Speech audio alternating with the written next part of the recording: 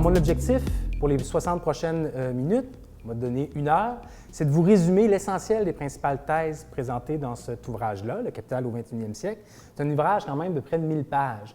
Alors, on va se dire les choses clairement, c'est sûr qu'on ne va pas passer au travers de l'ensemble de l'ouvrage, mais je vais me concentrer avec vous sur les principaux constats que l'économiste français, que je vais vous présenter dans quelques instants un peu plus en détail, que l'économiste français Thomas Piketty pose sur le système capitaliste actuel et certains ingrédients qui sont inhérents même à ce système-là, au régime ou à l'économie capitaliste, et qui vont faire en sorte, ces ingrédients-là, qu'on va toujours avoir tendance, s'il n'y a pas des choix, des actions politiques qui sont réalisées, à construire un monde de plus en plus inégalitaire. Et à la fin de l'exposé, mon objectif, c'est de vous présenter les principales solutions difficiles, mais pas inaccessibles, que nous présente Piketty. Puis au pire, si je n'ai pas le temps de tout faire ce que je voulais faire, vous n'en rendrez même pas compte, je vais sauter des bouts, et peut-être dans la période de discussion par la suite, ça va être facile pour moi de rattacher certains bouts de ficelle. Alors, Piketty, c'est un économiste d'origine française. Dès l'âge de 22 ans, il en parle dans son introduction, l'introduction de son livre. Dès l'âge de 22 ans, il est allé travailler au MIT, au Massachusetts, là, à l'université. Et ce qui l'a frappé, c'est de voir, il s'exprime un peu dans ces termes-là, voir la déconnexion des économistes américains qu'il fréquentait dans le monde universitaire, déconnexion des données empiriques.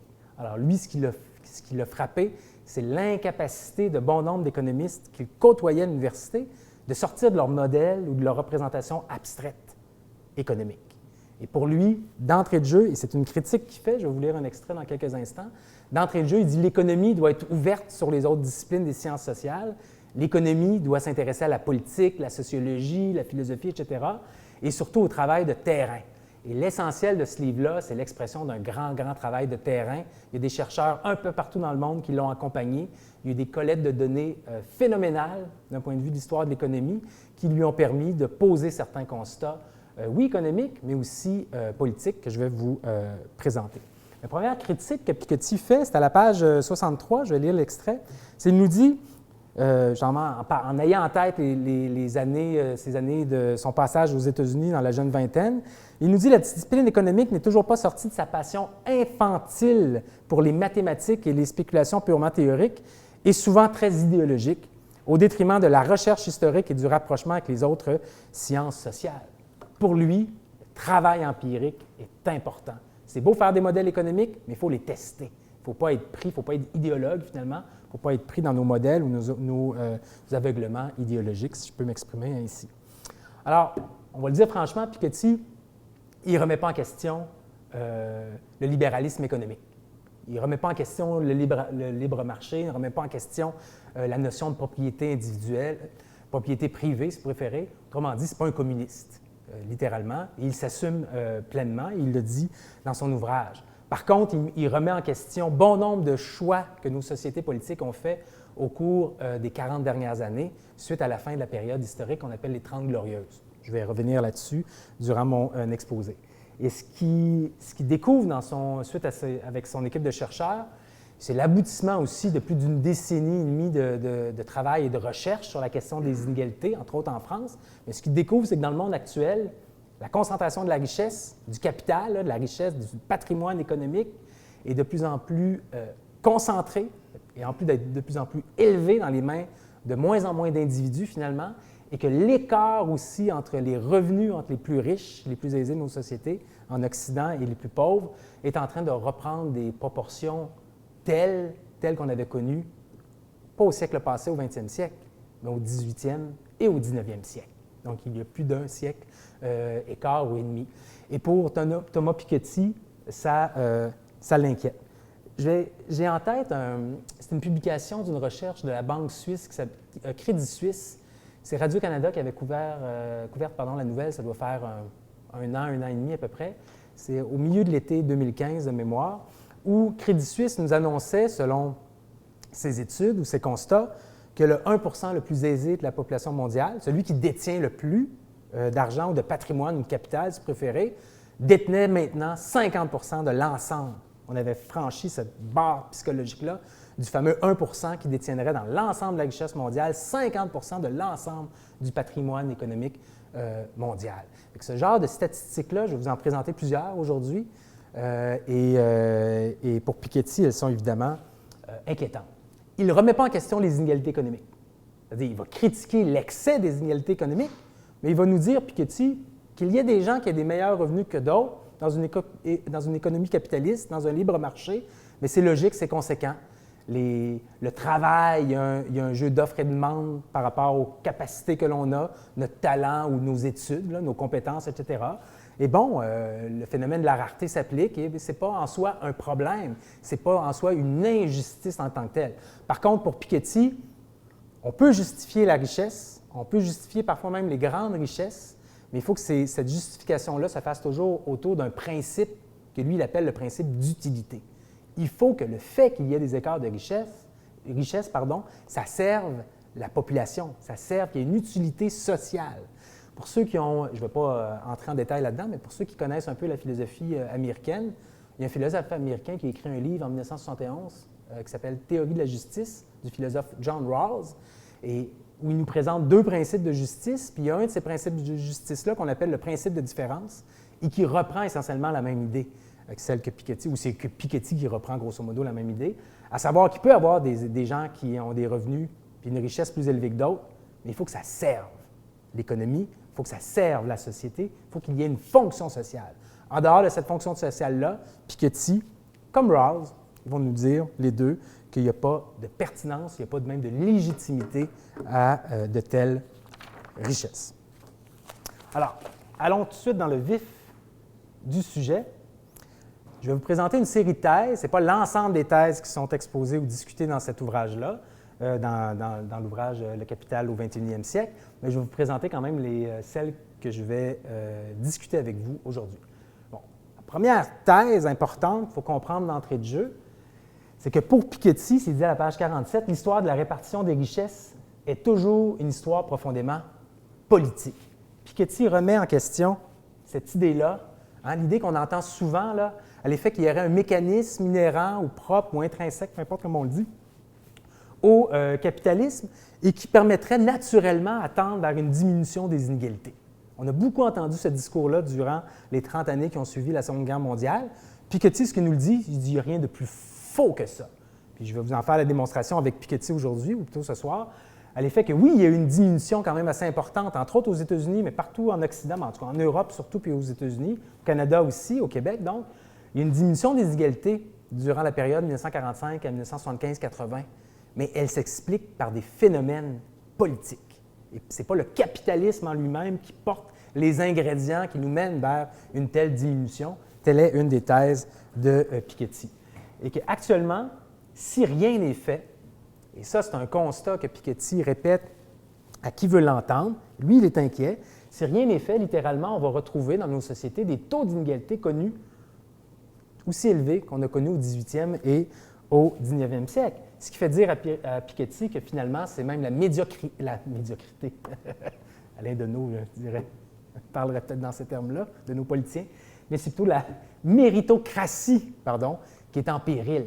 À savoir cette idée-là qu'on peut, dans nos sociétés, dans nos démocraties libérales, travailler, avoir l'esprit d'entrepreneuriat, peu importe, avoir un talent, une idée extraordinaire, et s'enrichir de notre travail, et on va justifier la richesse par rapport au mérite. On mérite, on ne l'a pas volé, on a travaillé, on avait un talent, on est un génie, on est un grand artiste, peu importe, on est un boss de la finance, peu importe, un bol de la finance, peu importe les raisons, on mérite notre richesse tant qu'elle vient du travail et de l'effort. Le fameux rêve américain, ça participe à cette idée-là dans nos démocraties de méritocratie. Mais le problème, va nous dire Piketty, c'est qu'aujourd'hui, on va le voir en détail dans les 50 minutes qui restent, aujourd'hui, on vit dans un monde où la croissance économique est lente, je vais reprendre ça tantôt, et où, dans le fond, le rendement sur le capital dans les marchés financiers, pas juste financier, ça peut être un duplex aussi, un capital, ça peut être des investissements immobiliers, mais où le rendement du capital est toujours plus élevé que la croissance des revenus puis de la production dans nos sociétés. D'autant plus que dans nos sociétés actuellement, l'économie ou la croissance économique, elle est faible. Pour Piketty, c'est la norme historique, ce qu'on appelle, nous, croissance faible. Pour lui, quand il regarde l'histoire ou la croissance dans les 300 dernières années, il remarque que la croissance, la norme historique, c'est qu'elle est faible, mais que ça fait en sorte que il y a de plus en plus de concentration de la richesse et que l'accès même à la propriété dans plusieurs grandes villes devient impossible pour bon nombre d'individus ou de jeunes familles uniquement avec leur revenu du travail. C'est le retour dans nos sociétés en Occident, le retour de ce que Piketty appelle les sociétés ou d'une société patrimoniale, où on a besoin finalement d'hériter ou de gagner au loto. On a plus de chances d'hériter si on veut devenir riche. De sorte que ce n'est pas l'entrepreneuriat, ce n'est pas l'entrepreneur dans nos sociétés de plus en plus qui est favorisé, donc ce n'est pas le mérite, le travail, c'est le rentier. Et ultimement, pas que c'est un crime à être rentier, on l'est tous un jour ou l'autre.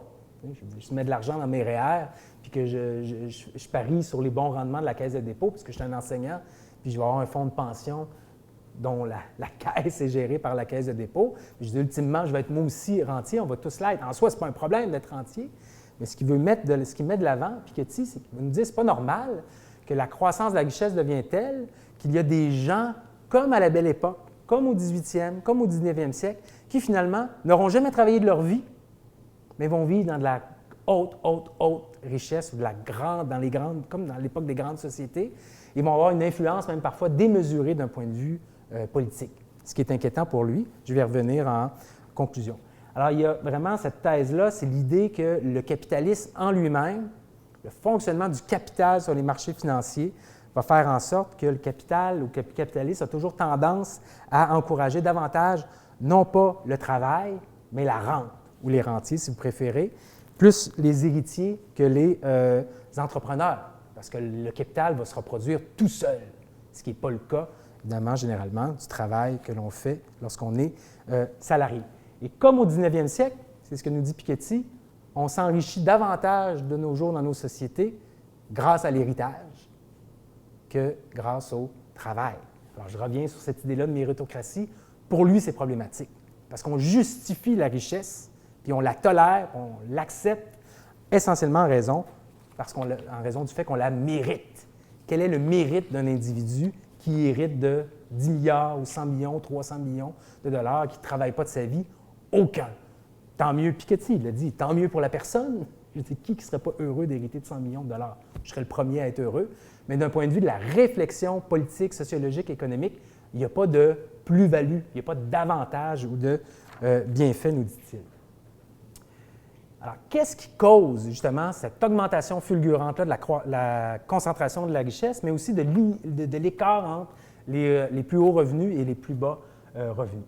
On va regarder ce que Piketty appelle, dans un premier temps, le phénomène de convergence. Le phénomène de convergence, c'est ce que Piketty nomme, il va nous dire, du moment qu'on a un phénomène de convergence, c'est que les éléments liés au phénomène de convergence vont avoir tendance à faire diminuer les inégalités économiques dans une société.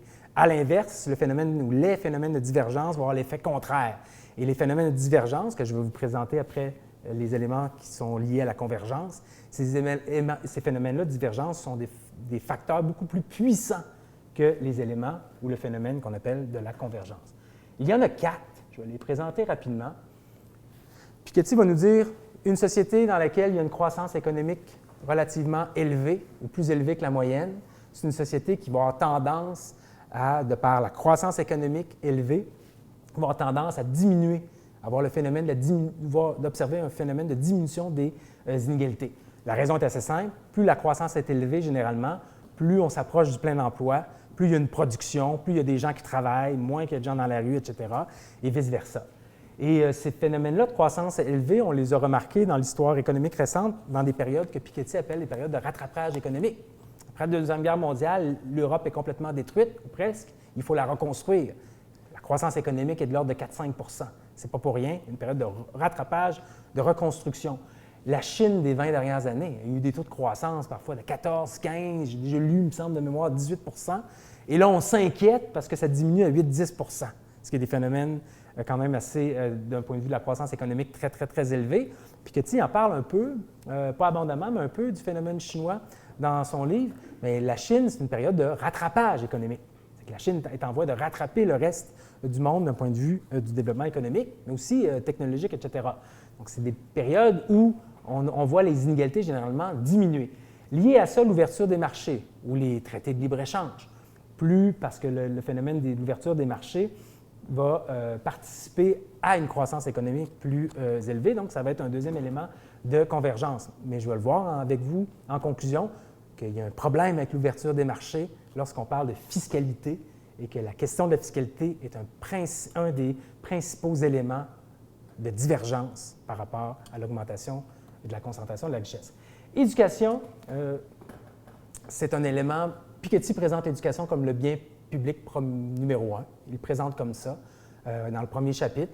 À vrai dire, pour Piketty, là, je ne suis pas parti, j'œuvre moi-même en éducation, de sorte que je suis assez d'accord avec ce qu'il dit, mais l'idée générale, c'est de dire plus on est une société éduquée, pas juste des travailleurs arrimés au marché de l'emploi, hein?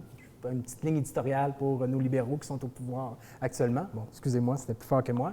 Mais une éducation la plus polyvalente possible où les gens ont cette capacité-là, oui, d'avoir où une société peut avoir, oui, une main-d'œuvre très qualifiée, bien qualifiée, à jour d'un point de vue des connaissances, de la science, des technologies, bref, des compétences générales, mais aussi une main-d'œuvre qui est flexible d'un point de vue intellectuel. Non pas flexible pour le marché du travail, mais qui est la plus, disons, autodidacte ou autonome possible et qui peut, quand il y a des bouleversements technologiques, mais se réorienter le plus facilement. Et du moment qu'on a un système d'éducation qui aide ces travailleurs-là, quand il y a des mutations économiques, à se replacer, à faire de la formation continue, hein, lorsqu'on a plus de 30 ans ou peu importe, 40 ans, 50 ans, 60 ans. Mais encore là, cette éducation-là, dans une société, elle va être très payante d'un point de vue économique. Elle va faire que les gens vont travailler et ultimement, que les inégalités vont diminuer. Et la fiscalité, il ne le présente pas comme ça dans l'introduction Piketty, la question de la fiscalité. Il s'arrête surtout aux trois premiers. C'est moi qui l'ajoute. C'est que quand on fait la lecture d'un bout à bout du livre, ce qu'on remarque, Piketty en parle dans ses solutions à la fin, mais les règles fiscales sont des puissants leviers pour diminuer les inégalités et la concentration de la richesse, pour des raisons évidentes, mais je vais y revenir quand même tantôt un peu plus en détail.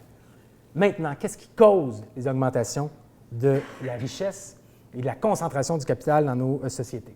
Le premier élément, c'est les inégalités de revenus qui s'expliquent beaucoup au Canada et aux États-Unis, dans le monde anglo-saxon, un peu moins en Europe, mais je vais m'attarder à cette question-là plus nord-américaine, de l'explosion des hautes rémunérations. Et Piketty parle du décrochage même, c'est l'expression qu'il utilise, des hautes rémunérations. Évidemment, on parle des super cadres ici, des gens qui travaillent dans les grandes entreprises, essentiellement dans le milieu bancaire, financier, puis les grandes multinationales. Eh bien, ce phénomène-là de décrochage, qui se vit depuis le tournant à peu près des années 80, ou fin des années 70, à peu près le tournant des années 80 dans le monde anglo-saxon, a des effets très, très structurants d'un point de vue des inégalités économiques actuellement, nous dit Piketty. Regardons le premier tableau. Ça, c'est l'inégalité des revenus aux États-Unis de 1910 à 2010, mais c'est le 10 % le plus riche, c'est le décile supérieur. Quelle est la quantité dans l'ensemble des revenus aux États-Unis, revenus du travail et revenus du capital, les deux mis ensemble, quelle est la part dans l'ensemble des revenus de l'État? Si on regarde complètement à gauche, le pic le plus élevé, à près de 50 %, c'est en 1928-1929, à la veille du premier grand crash boursier, là, celui de l'automne 1929. Et par la suite, ce qu'on voit, c'est une certaine stagnation dans les années 30, mais quand même après une chute de l'ordre de près de 5 %. Et après ça, il y a une chute assez marquée au début des années 40. C'est une chute qui s'explique par l'entrée en guerre des États-Unis le 7 décembre 1941. Donc, l'effort de guerre américain devient immense. Et on va voir tantôt que les impôts sur les revenus aussi, à partir de l'époque de Roosevelt, à partir de 1932, augmentent aussi assez rapidement chez les mieux nantis. Alors là, il y a toute la période des 30 glorieuses, hein, la période historique en économie qu'on qualifie de 30 glorieuses, de 1945 à 1975-80 à peu près. Ce qu'on voit, c'est qu'il y a une stagnation. Et là, à l'époque, durant cette époque-là, justement, l'époque des baby boomers, Durant cette 30 glorieuse-là, il y a des économistes qui font le constat, qui se disent, bien, maudit, le capitalisme, c'est un bon régime. Puis il y a tout un discours, on est dans la guerre froide, de sorte qu'ils vont envoyer des messages à l'Union soviétique. Il y a de la propagande économique même qui est faite envers nos propres citoyens, surtout les marxistes-léninistes de ce monde, les trotskistes, etc. Mais il faut s'assurer de les rééduquer et leur faire comprendre, je dis ça un petit peu à la blague, là, mais c'est un peu vrai en même temps, mais leur faire comprendre que le système capitaliste n'est pas si méchant que ça. Et là, il y a cette idée-là que finalement, dans le régime ou le système capitaliste ou l'économie capitaliste, il y a des ingrédients naturels et spontanés qui vont concourir à une diminution des inégalités. Bref, le capitalisme s'améliore par lui-même. Okay. Mais pour Piketty, c'est faux. C'est complètement faux. C'est-à-dire, cette période-là de 30 ans s'explique essentiellement, je vais y revenir un peu plus en détail dans quelques instants sur une autre diapositive, là, mais ça s'explique essentiellement par des règles fiscales, par le boom démographique, par le fait qu'il y a une croissance économique de l'ordre de 4-5 et qu'en Europe, il y a aussi, suite à la Seconde Guerre mondiale, pendant plusieurs années, les loyers sont gérés par l'État ou sont gelés, il y a des politiques de fixation de prix suite à la Seconde Guerre mondiale. Bref, il y a plein de choix politiques qui expliquent ces diminutions-là. Et par la suite, à partir des années 1980, en même temps de l'ère Reagan puis de Margaret Thatcher en Grande-Bretagne, avec le discours néolibéral qui s'envole littéralement au tournant des années 80, il y a une diminution de la fiscalité, particulièrement chez les plus aisés, ceux qui ont les plus hauts revenus dans nos sociétés. Et là, il y a un retour à la hausse de la concentration ou de la concentration non pas de la richesse, mais du revenu du travail. Et là, on est en voie, si vous regardez complètement à droite, quand ça touche le 50 c'est à la veille de la crise financière de 2008. Et c'était le même niveau qu'en 1928. C'est-à-dire qu'aux États-Unis, le 10 le plus riche détenait la moitié des revenus annuels, à la fois du revenu du capital puis du revenu salarié, dans une année donnée.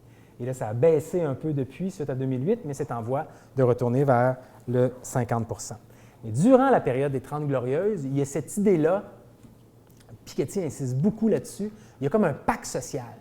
Il y a une idée, là, un petit peu, je dirais vaseuse, mais floue, c'est pas écrit dans la Constitution américaine, mais c'est le fameux rêve américain qui touche même le Québec, le Canada, dans l'imaginaire collectif, c'est cette idée-là que toute personne qui sue, qui travaille, qui fait des efforts, même qui prend des risques, peut réussir dans la vie, réussir d'un point de vue économique, va pouvoir acheter son bungalow, fonder sa famille, avoir sa voiture, son chalet, son barbecue, etc.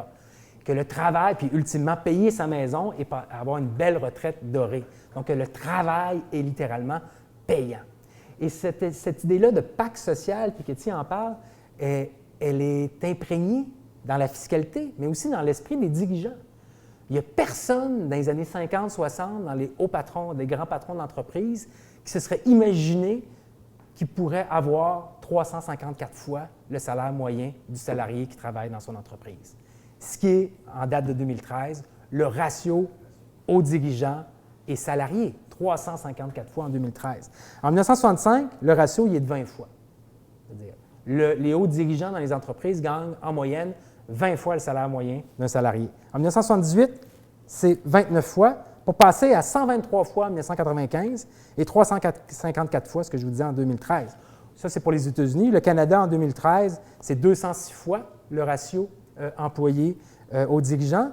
Mais regardons rapidement Danemark et Norvège. J'ai cherché ces statistiques-là pour illustrer. Mais le Danemark, en 2013, c'est 53 fois. Et la Norvège, c'est 58 fois. Et le Danemark, la Norvège, ce n'est pas des sociétés communistes, c'est des sociétés capitalistes. C'est un changement de paradigme, c'est une question de culture fiscale, pourrait nous dire Piketty. Et là, rapidement, regardons ce qui se passe lorsqu'on décompose le décile supérieur. C'est-à-dire, je vais m'attarder à la ligne avec les triangles rouges. Ça, c'est le 1 le plus riche. Ce n'est pas le 10 c'est le 1 Mais ce qu'on voit, c'est que le 1 les fluctuations sont beaucoup plus grandes. Le 1 le plus riche, parce qu'il y a une bonne part de leurs revenus qui vont provenir ça va être des rentes finalement, du rendement sur les marchés boursiers, ça va être du revenu, entre autres, pas juste les marchés boursiers, mais ça va être du revenu de capital. Donc, ces gens-là, ces propriétaires-là de capital sur les marchés boursiers vont être beaucoup plus sensibles aux fluctuations boursières. On le voit à la fin des années 80, avec la récession économique. On le voit en 2000, en 2001, avec la bulle technologique qui s'effondre, et on le voit aussi en 2008. Alors, c'est beaucoup plus sensible que les autres. Mais ce 1%-là, c'est le fameux 1% dont les manifestants, le Occupy Wall Street, c'est contre ces gens-là, finalement, que des gens de la société civile américaine se sont organisés à partir de 2008-2009 à peu près. Mais que ce 1%-là, ce qu'on peut remarquer, il y a l'ensemble du 10 mais que le 1%, il y a pratiquement la moitié. Si on regarde complètement à droite en 2008, il y a la moitié de l'ensemble des revenus que le 10 accapare. Il y a vraiment une concentration plus extrême lorsqu'on atteint le fameux 1 le plus hautement rémunéré dans une société. Et comment expliquer encore là cette hausse-là à partir des années 80? C'est essentiellement les diminutions fiscales. Je vais vous montrer certains graphiques sur cette question-là tantôt. D'ailleurs, à partir des années 80, va nous dire Piketty, on voit ce phénomène-là des fameux hauts dirigeants, des hauts cadres ou des cadres qui ont des rémunérations extrêmement élevées, particulièrement dans le milieu financier, dans les banques, mais aussi dans les grandes multinationales, comme General Electric, GM, etc. Eh bien, le problème de ces super cadres-là, va dire Piketty, c'est qu'il n'y a rien qui justifie qu'un individu, même s'il dirige une entreprise qui brasse 20 milliards de chiffre d'affaires par année, il n'y a rien qui justifie que le PDG gagne 50, 60, 110 millions US par année. Il n'y a absolument aucune étude, Piketty en parle dans son livre, qui démontre qu'il y a un effet sur la productivité de ces gens-là. Il n'y a rien en économie qui démontre que donner 50 millions de dollars à un haut dirigeant, ça va le rendre plus productif. Okay? Alors, je vais dire au contraire, ce n'est pas tout à fait vrai, là, mais les seules études que Piketty a pu faire ou trouver et qu'il cite dans son ouvrage, c'est des études qui montrent que la rémunération va être influencée chez les hauts dirigeants jusqu'à 2 millions de dollars. Mais quand on dépasse le 2 millions de dollars par année, il n'y a plus d'influence sur la productivité. Et le problème, va dire Piketty, c'est que dans nos sociétés anglo-saxonnes, c'est vraiment un phénomène pour le moment anglo-saxon qui commence à contaminer, excusez, c'est moi qui utilise cette expression-là, les autres sociétés occidentales et aussi asiatiques, mais bien que la philosophie, je ne parlerai pas trop, M. Dorion va le savoir mieux que moi, mais la pensée japonaise n'est pas dans ce paradigme-là d'un haut dirigeant qui gagne 354 fois sa rémunération. Piketty en parle un peu dans son livre. Mais c'est que les hauts dirigeants ou les super cadres sont généralement capables d'eux-mêmes fixer leur rémunération. Soit ils la fixent directement, soit c'est des comités d'experts nommés par les conseils d'administration sur lesquels siègent des gens de grandes firmes de comptables, mais qui sont tous un peu copains-copains puis qui se connaissent. Mais ultimement, même s'ils ne sont pas copains-copains, même s'ils ne se connaissent pas, qu'est-ce que font ces comités d'experts-là? Ils vont regarder dans le secteur bancaire canadien, par exemple, si on veut regardez si le salaire de Mme, à l'époque, la discussion s'est faite sur Mme Monique Leroux, de la des caisses POP, là, avant qu'elle quitte. Mais elle avait eu, elle, une augmentation salariale assez substantielle dans sa dernière partie de mandat, je crois. Mais évidemment, Piketty ne parle pas de Mme Leroux, c'est moi qui en parle, mais Piketty va nous dire qu'est-ce qu'on fait? C'est ce qu'on a fait avec Mme Leroux au Québec. Qu'est-ce qu'on fait? On regarde la moyenne dans le secteur d'activité. Et on va dire, bien là, c'est pas normal que le haut dirigeant, si on veut le garder, la concurrence est féroce, on veut attirer les meilleurs au cadre, alors il faut leur donner une rémunération concurrentielle. Alors, pour voir si la rémunération est concurrentielle, on regarde la moyenne du secteur d'activité. Alors là, toutes les entreprises dans le secteur d'activité font ça, mais lorsqu'ils vont donner une nouvelle rémunération ou que le comité d'experts va recommander au conseil d'administration une augmentation du salaire du PDG, eh bien, si le PDG a été bon, si on veut le garder, on va vouloir lui donner un bonus par rapport à la moyenne. On va lui donner un 5 de plus, un 2 un 10 de plus.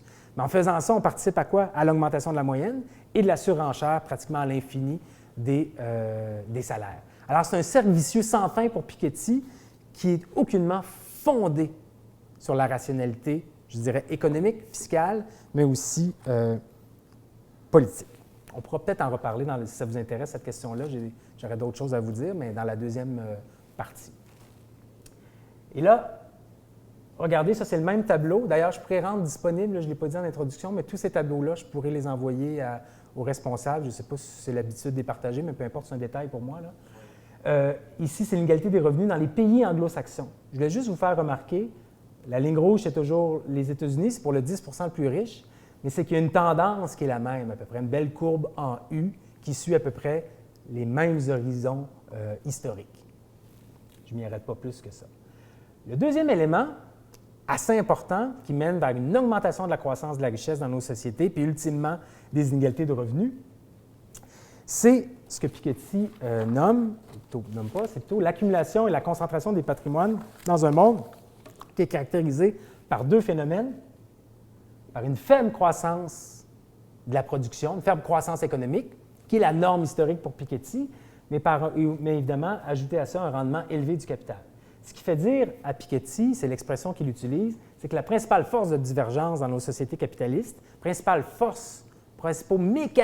principal mécanisme qui mène vers une augmentation de la croissance de la richesse, c'est R plus grand que G, à savoir que le rendement du capital est toujours plus élevé, sauf de très, très rares exceptions, mais toujours plus élevé que la croissance de la production, des salaires et des revenus dans une société, dans une année donnée. Alors, ce que ça fait en sorte, ce phénomène-là que Piketty documente énormément dans son ouvrage, ce que ça va créer, c'est que les patrimoines, ceux qui ont une richesse finalement, un capital en leur possession, les patrimoines vont toujours avoir tendance à se recapitaliser plus rapidement que le rythme de la croissance des revenus dans une économie. Et que ça, à la longue, ça crée un cercle vicieux, c'est-à-dire qu'il y a une tendance qu'on pourrait... Là, ce n'est pas Piketty qui dit ça, c'est moi qui utilise cette expression-là. Il y a une tendance presque naturelle, en guillemets, dans l'économie capitaliste, d'accumulation et de concentration de la richesse. Évidemment, si on laisse libre cours à ce phénomène-là.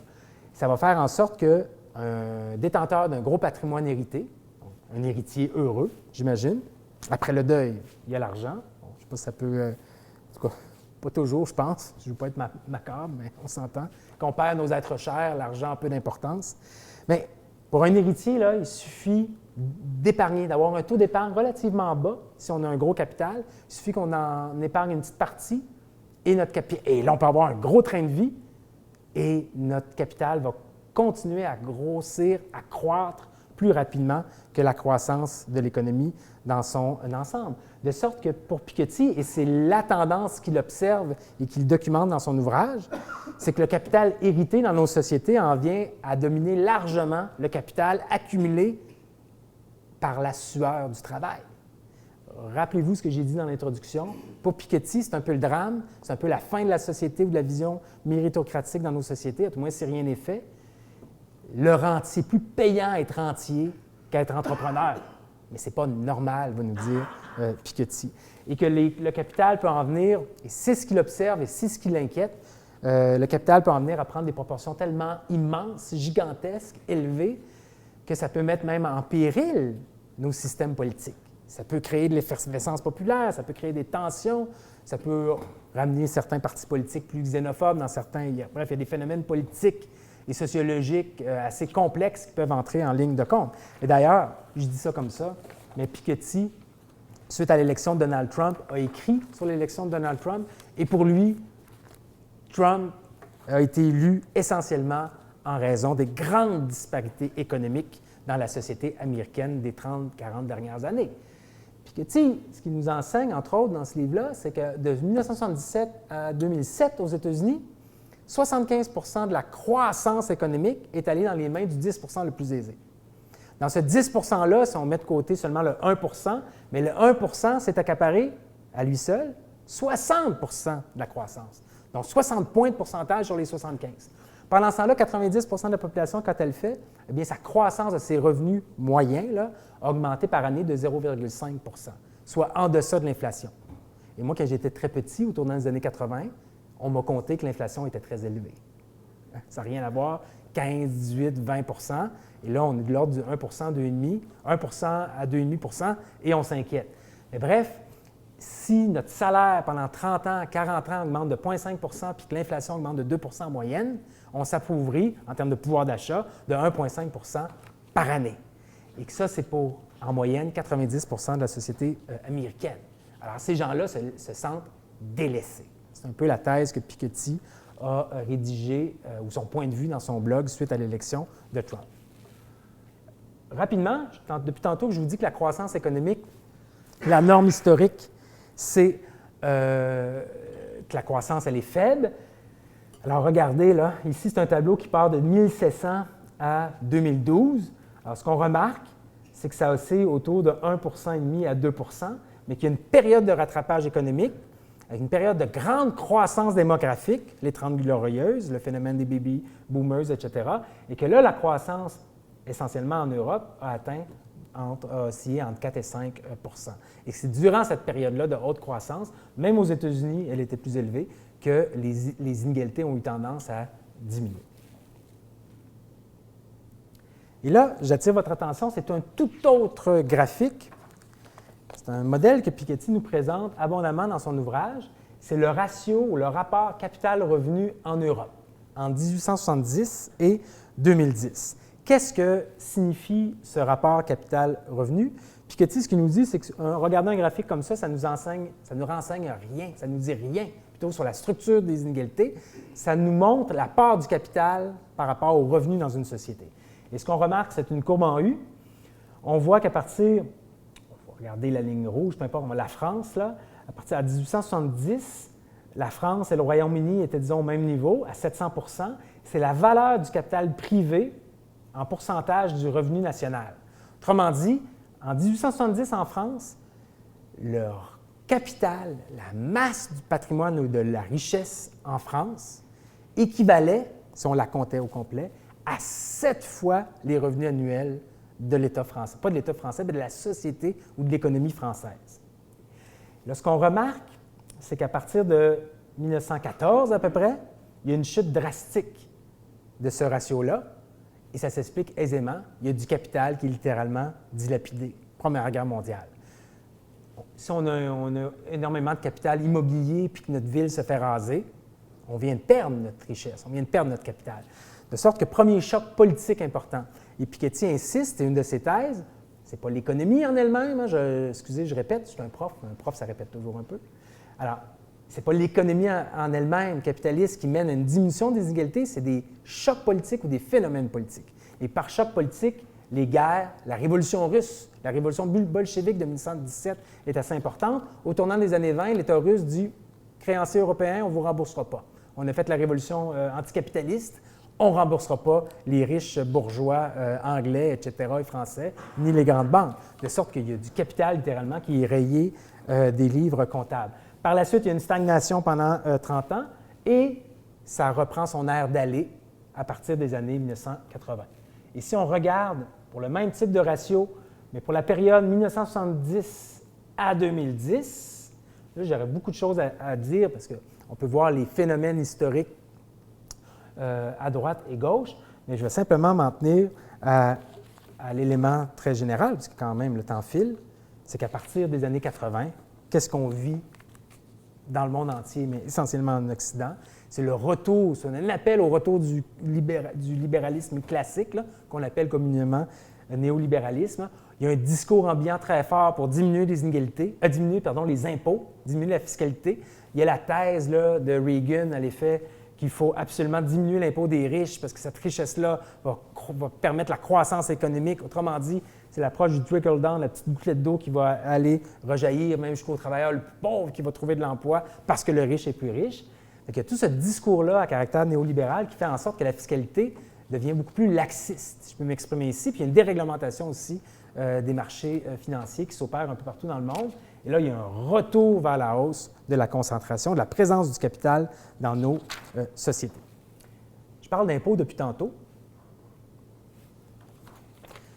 Ce graphique-là, à mon avis, fait une démonstration assez éloquente. Il suffit de le regarder rapidement pour voir qu'on vit dans un tout autre paradigme fiscal. Je vais m'en tenir à la ligne avec les cercles jaunes. Ce sont les États-Unis d'Amérique. Ce qu'on remarque, Première Guerre mondiale, qu'est-ce qu'on voit au début du siècle? C'est la naissance de l'impôt des particuliers. C'est une création très, très nouvelle dans l'histoire humaine, dans l'histoire économique. C'est récent. Et à partir de la Première Guerre mondiale, on a besoin de lever massivement des impôts pour aller faire la guerre. Bon, les États-Unis, eux, se lancent en guerre en 1917, si ma mémoire est bonne, donc à la fin du conflit, mais il reste qu'il doit y avoir des levées d'impôts assez importantes aux États-Unis aussi. Par la suite, il y a une certaine stagnation dans les années 30, mais déjà l'impôt, le taux supérieur sur l'impôt sur le revenu est relativement élevé. Si on regarde les années 30, là, pour les États-Unis, ça varie, ça passe de 62 à 79 pour monter à plus de 90 avec l'entrée en guerre à fin 1941 des États-Unis. Essentiellement, ça s'explique par des décisions que le président Roosevelt a prises. Roosevelt, j'ai les statistiques précisément, le taux d'imposition, il est élu en 1932. Dès son élection, le taux marginal d'impôt sur les revenus supérieurs, à plus de 1 million de dollars à l'époque, donc l'équivalent à peu près de 10-12 millions aujourd'hui. Mais ce taux d'impôt-là passe de 25 à 63 en 1932. Il passe aux États-Unis, là. Il passe à 79 en 1936, puis à 91, comme je vous l'ai montré précédemment, en 1941. C'est maintenu à plus de 90 jusqu'au tournant des années 60. Là, ça diminue un peu. C'est surtout avec Reagan au début des années 80 où ça diminue énormément. Tout ça, j'insiste, aux États-Unis. Ce n'est pas en Union soviétique. C'est aux États-Unis. Il n'y avait pas de révolte populaire, ça on a des gens qui étaient insatisfaits, mais on parle ici d'impôts confiscatoires.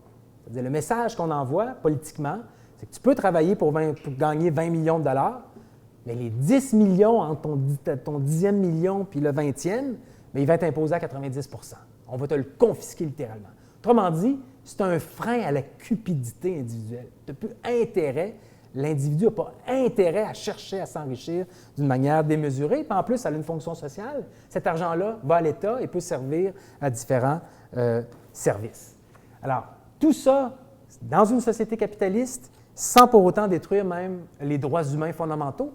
Je dis ça parce qu'il y a beaucoup d'auteurs ou d'intellectuels ou d'économistes. On peut penser à l'école de Chicago, Milton Friedman, Frédéric Hayek, un philosophe américain, Robert Nozick, décédé en 2002, mais qui est un concurrent de John Rawls à l'université de Harvard, et que pour lui, l'impôt, c'est du vol, en raison des libertés inaliénables que tout être humain devrait avoir.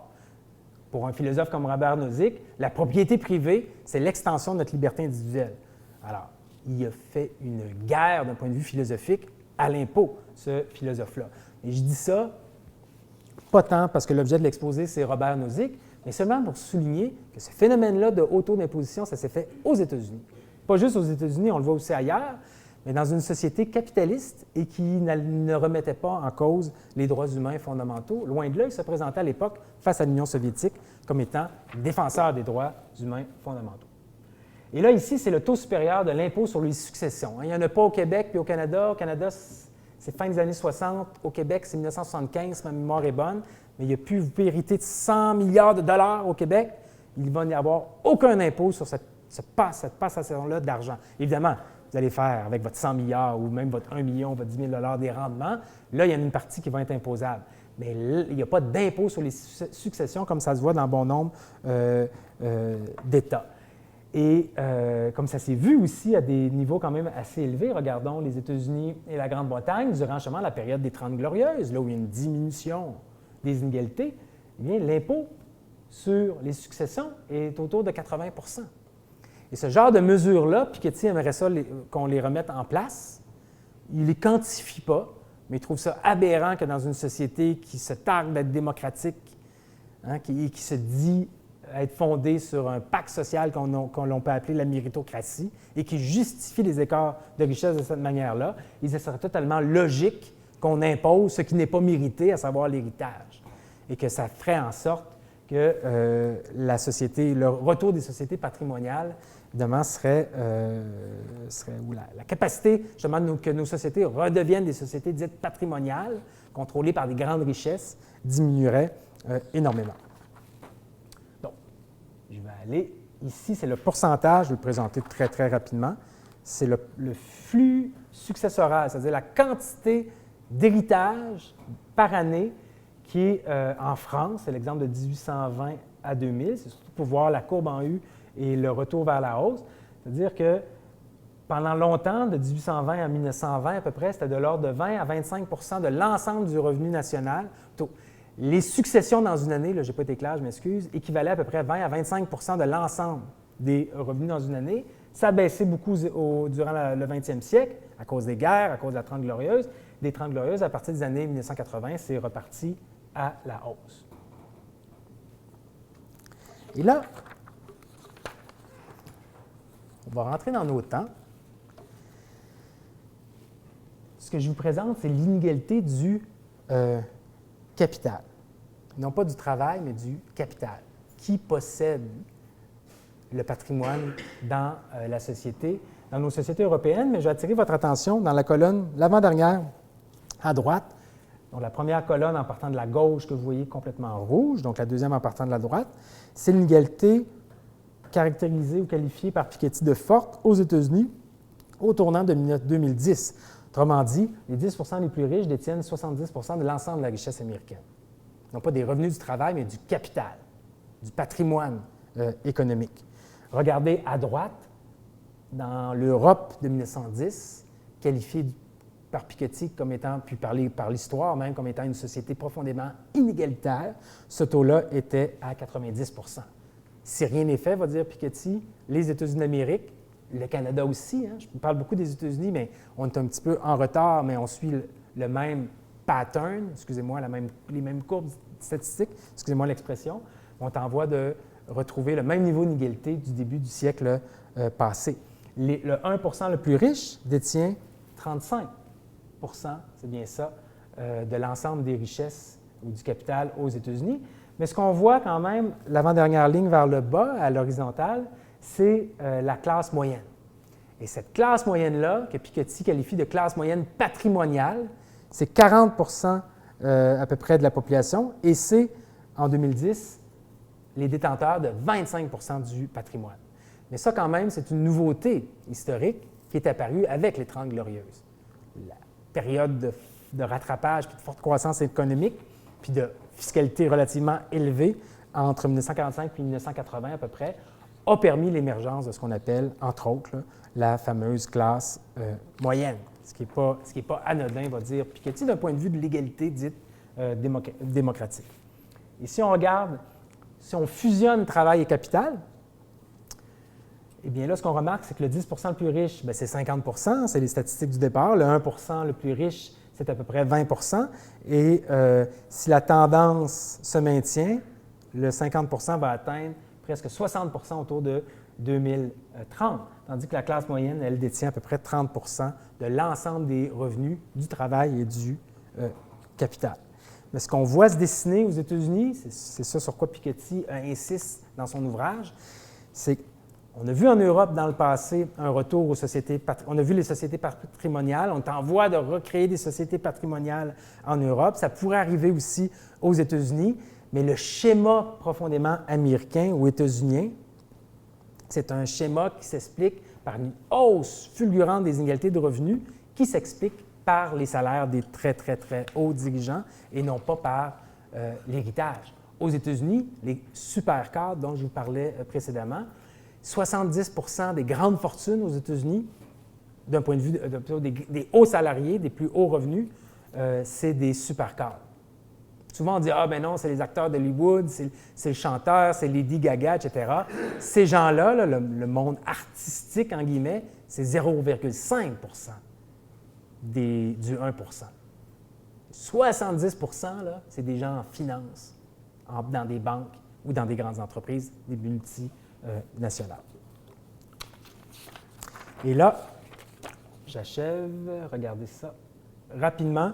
Ici, c'est un graphique, je vais les passer rapidement avant d'aller à la conclusion. C'est la composition des hauts revenus aux États-Unis en 1929. Et là, regardez l'axe vertical, c'est le 10 le plus riche. Plus on va vers la droite, plus on est dans le 0,1 ou le 0,001 de la population la plus riche. Et ce qu'on remarque, c'est en 1929, ce n'est pas en 2010, c'est en 1929, c'est que plus on est riche, plus l'essentiel de nos revenus proviennent d'où? Des revenus sur le capital. Okay? Et ça, c'est en 1929. Regardons en 2007, c'est à peu près, c'est un peu plus déplacé vers la droite, mais c'est à peu près les mêmes courbes statistiques. Plus on fait partie des gens qui ont les plus hauts revenus dans nos sociétés, plus l'essentiel de nos revenus, on parle entre autres des supercadres, proviennent d'où? Du rendement sur les capitales. Oui, on a de la rémunération quand on est PDG d'entreprise, mais il y a une partie de notre rémunération, c'est des options d'achat sur des actions de l'entreprise qui expliquent entre autres, une bonne partie de cette courbe-là. Et rappelez-vous, le rendement du capital est toujours plus élevé que la croissance des revenus et de la croissance économique ou de la production dans une société dans une année donnée, de sorte que les détenteurs de capital vont toujours avoir tendance à s'enrichir plus rapidement que la population en général. Ce qui est encore plus vrai lorsqu'on est des supercadres et qu'on a des salaires extrêmement élevés. Alors, en guise de conclusion, ce qu'il faut retenir de Piketty, j'ai vraiment l'impression d'avoir fait un marathon. C'est ma version courte, hein, j'ai déjà fait en 3 heures. C'est la version courte, la version sprint. Mais écoutez, l'économie, ce n'est pas désincarné du monde, ni de l'ensemble des sciences sociales, va dire Piketty. L'économie, c'est essentiellement, ça s'incarne dans des phénomènes qui sont politiques. Et que le politique peut agir sur l'économique d'une manière positive. Parfois non, mais souvent oui, si on a les bonnes approches ou les bonnes méthodes. Et pour lui, une des solutions pour Piketty, mais vous allez voir que les solutions sont difficilement réalisables, il faudrait mettre autant que possible fin à la concurrence fiscale entre les États. Il dit dans sa conclusion, ça n'arrivera probablement pas aux États-Unis, ni au Canada, mais ça pourrait se faire en Europe. Et l'erreur de l'Europe, c'est d'avoir fait une harmonisation économique sans avoir pris le temps de faire une harmonisation fiscale. Les frontières s'ouvrent, c'est un libre-échange tout azimut, mais pas d'un point de vue de la fiscalité. De sorte que les États européens, comme tous les États dans le monde, sont rentrés en compétition les uns avec les autres d'un point de vue fiscal. Bon, ça, c'est un des premiers problèmes. Si on fait une harmonisation fiscale, on pourrait réduire nos difficultés, nous dit Piketty, et on pourrait, entre autres, faire un impôt sur le capital. Et c'est la principale solution qu'il nous donne dans son livre. Outre le fait d'avoir des mesures fiscales intelligentes, le CELI au Canada, par exemple, Piketty ne se prononce pas dans son livre. Mais moi, je peux déduire, par les connaissances que j'ai de l'économiste, que le CELI il dirait bien, c'est pratique, le compte libre d'impôt. Mais qui a les moyens de mettre 10 000 $ ou 5 000 $ par année? Bien, c'est ça. Poser la question, c'est un peu y répondre, de sorte que ça avantage toujours ce genre de véhicule-là d'épargne. C'est avantageux pour des individus, mais généralement des individus qui sont déjà en moyen. De sorte que ce genre de règles de politique fiscale, ce n'est pas des idées très, très, très constructives si on veut diminuer les inégalités. Au contraire, ça a l'effet inverse. Alors, 2 arguments pour soutenir l'impôt sur le capital. Pas besoin d'un impôt très grand, là, mais un impôt minime sur le capital, où une fois par année, notre capital serait évalué. On a tous les outils pour le faire. Si on vaut 100 millions, bien, on a un pourcentage de ce 100 millions-là qu'on doit redonner à l'État. Eh bien, dans une logique contributive, il nous dit que ce n'est pas normal qu'il y ait des gens qui ont des grandes fortunes et qui ne contribuent pas par impôt, par voie de l'impôt. Il donne l'exemple en France de Liliane, la riche héritière de L'Oréal, Liliane Bettencourt. Elle vaut presque 36 milliards US aujourd'hui. En 2010, elle valait 30 milliards d'euros à peu près, je pense, ou 30 milliards de dollars américains, je ne me souviens plus, mais elle a payé 5 millions d'impôts. Puis qu'est-ce qu'il dit? Cette dame-là, elle est charmante, elle est gentille, c'est pas sa question, c'est une bonne personne, mais c'est pas normal qu'elle vale 30 milliards et qu'elle paye pratiquement pas d'impôts proportionnellement. C'est une aberration. Donc, premier argument pour une logique contributive. Deuxième argument, une logique incitative. Ce que va nous dire Piketty, c'est que si on a un impôt sur le capital, les gros détenteurs de capital, ils vont devoir soit plus épargner, s'ils veulent se recapitaliser rapidement ou voir leur cagnotte ou leur richesse croître, ou ils vont devoir l'investir plus intelligemment dans du capital de risque, par exemple, qui va avoir plus tendance à justement aider des jeunes entrepreneurs à innover, et que là, leur capital, par le capital de risque, c'est un exemple que Piketty nous donne, bien, ils vont avoir tendance, parce qu'ils veulent eux aussi s'enrichir, ils vont payer un impôt. Leur rendement sur le capital va être moins élevé au final, de sorte qu'ils vont avoir intérêt, logique incitative, ils vont avoir intérêt à mieux investir leur argent dans une perspective de croissance économique. Mais bref, je conclue en 30 secondes en vous disant la thèse générale de Piketty, c'est de dire que le système capitaliste en soi, il n'est pas mauvais. Par contre, il génère des inégalités qui sont pratiquement spontanées et que l'histoire du 20e siècle, ce qu'elle nous montre, c'est que c'est essentiellement, j'ai passé ça vite parce que travaille avec le temps que l'on a, mais que essentiellement l'histoire de la diminution des inégalités au 20e siècle, c'est une histoire de choc politique et de décision politique à travers notamment la fiscalité, et que le retour aux grands écarts de revenus dans nos sociétés, puis à la grande concentration de la richesse, le retour que Piketty appelle le retour des sociétés patrimoniales et qui l'inquiète, c'est essentiellement causé par des choix politiques, à savoir la diminution de la fiscalité et aujourd'hui la concurrence fiscale. On pourrait parler aussi des paradis fiscaux qui sont pour la plupart légaux à travers les conventions fiscales. De sorte que pour Piketty, pour des raisons politiques, oui philosophiques, mais sociologiques, politiques et économiques, il faudrait le plus rapidement possible travailler dans nos sociétés à faire diminuer ces inégalités-là parce que la richesse, ça doit se mériter et ça doit être utile à la société. Sans utilité, il n'y a rien qui peut justifier de tels écarts, de telles concentrations-là de la richesse. Voilà. Merci.